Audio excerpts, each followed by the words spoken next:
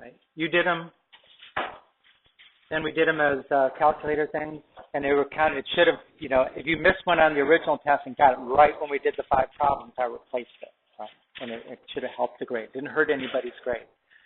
The one that we didn't get the most, and it was really for even on the second go through, was the number 20.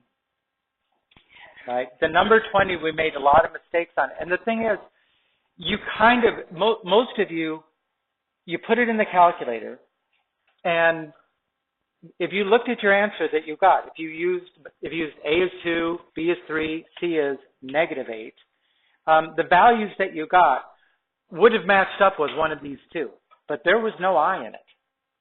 You got a number that did not have an I. It was not imaginary at all. So you should have been picking from the two that did not have I in it. Right? And then beyond that, then how are you sure? Because in the calculator, you were just getting a decimal answer. Then, you know, put it in, use parentheses, see if you get the right 2 decimal answers for it. But a lot of people pick this answer. It's like you got everything else was right, but you picked the one that had I in it, and there was no I in it. Now, if you look at the actual, how do you do those problems, because I did that too, you know, those were much harder problems than the ones that were in the first part of the test. And honestly, I think from what we think we understand about the SOL, that's the kind of problem they're going to give you.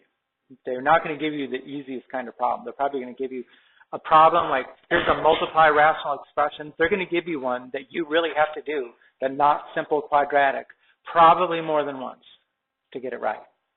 Again, if it's a multiple choice format, which a lot of them will be, then you could do this and get it right without actually having to go through all that factoring. That's why I want us to at least have that as an option. Do you have a question?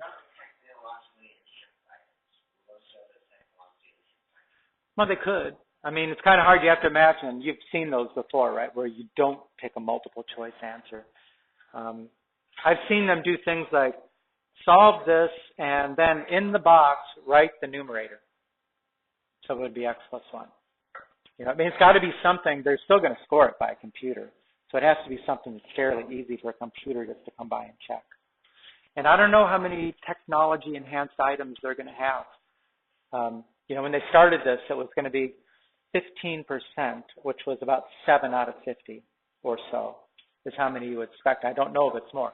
We are supposed to get the first released version of the new test in this month sometime, and we're waiting. We'll have a better idea what we're aiming for, right? But you know, still the steps are all the same. I did not include anything about restrictions here, so it was just factor, cancel. There's your answer. This was a subtract, find a common denominator, and actually you had to keep going because it did simplify some more. And at the very end, a factor canceled. I'm going to stretch it just one little bit. And then for the number, the 18, right, if we solve a complex fraction by finding the common denominator, xy, multiply times the xy, top and bottom. Right, if you do xy times 2 over x, the x's cancel, so it's 2y. Right, every one of these, all the denominators cancel, and that was the answer. And the number 19, you know, the thing about number 19, it was the absolute value greater than. And if you look at the graphs that you had as options, there was only one of those that had the appropriate shape for an absolute value greater than, and that was A. You really didn't have to solve anything, right? If it had been an absolute value less than, there's only one of those that has the graph of an absolute value less than. That one. No reason to solve anything.